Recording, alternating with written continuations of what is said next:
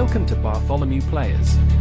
I'm new to Bartholomew Players this year. This is my first production. We're doing Present and After, and I felt everyone is really welcoming and they've made me feel really good about performing and being part of the cast. The cast is very talented. In the past, all I've done is school plays and musical theatre, and this is my first production with a full adult cast, and it's been very fun to be part of the Bartholomew Players for this production.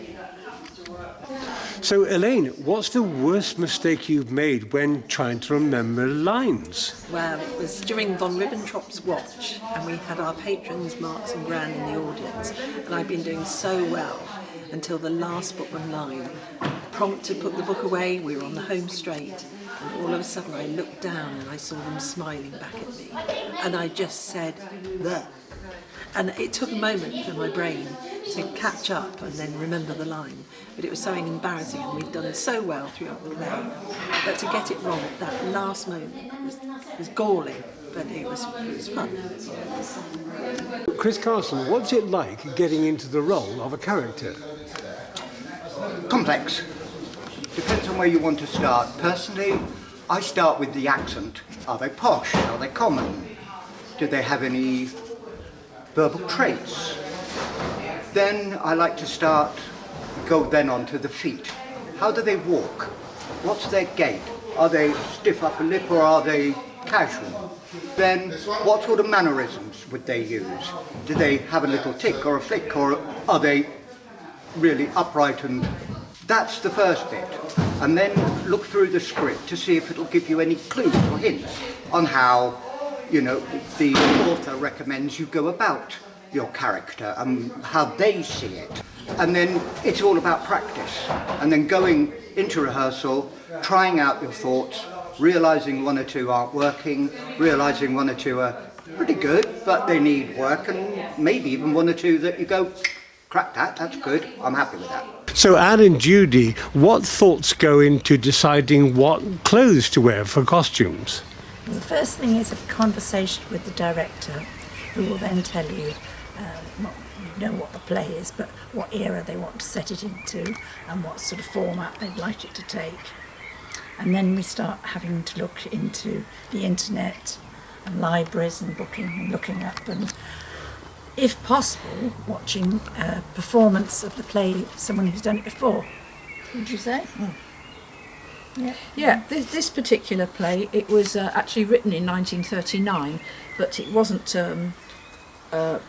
performed until 1947, I believe.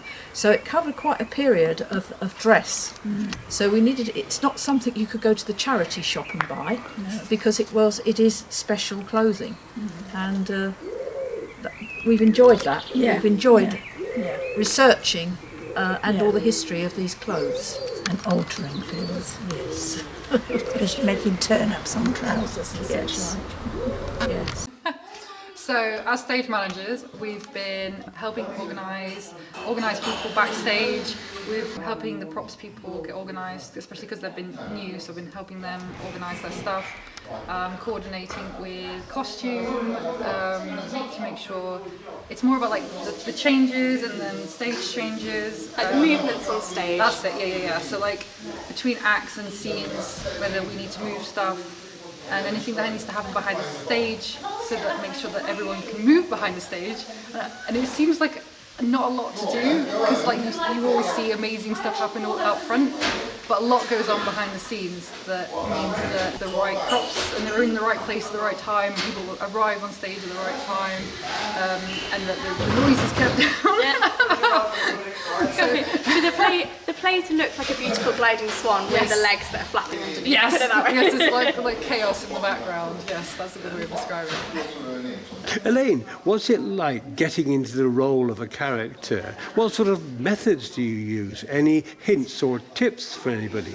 I know a lot of people don't like doing this, but I do tend to watch what other people have done, because I'm so in awe of a lot of performers, and I'll watch to see how other people have approached the character, and I'll research the character and trying to find out all about them, their background, and then I'll just get it into my head. I'll just try and think, what would she do? How would she do this?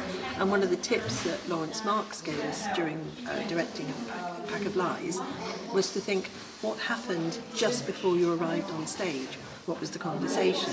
What were you doing on the moments leading up to this? And it does help you to get underneath that character and realise what their emotion was, because they didn't start that performance when the curtain opened. They did it weeks, days before, and moments before, and so that does help to just get that person in your head and just forget who you are and be the person. I love directing. I probably started directing about 40 years ago, and I found to my delight that I really got a lot of pleasure out of drawing out of my actors performances that they didn't know they could give. I get second-hand pleasure from watching them succeed on stage, and I like to help it along by making suggestions but never telling them what to do. And so, what are the most challenging parts of directing? So over the years I've come to think of a play as a bit like having a baby. It's a sort of gestation period, probably of about 9 months, where you've decided on the play, you read the play, you have images in your mind of how you see it, how you're going to costume it, and then you get somebody to design the set, and bringing it all together on budget and on time is the most challenging part, but it's also the best bit as well, seeing it all come together. Do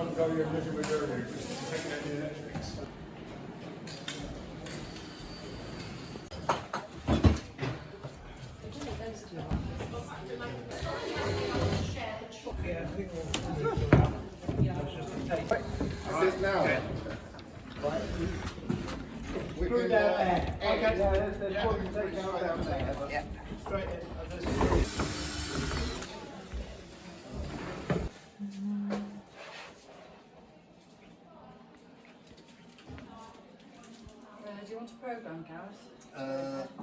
Yes, for the scrapbook.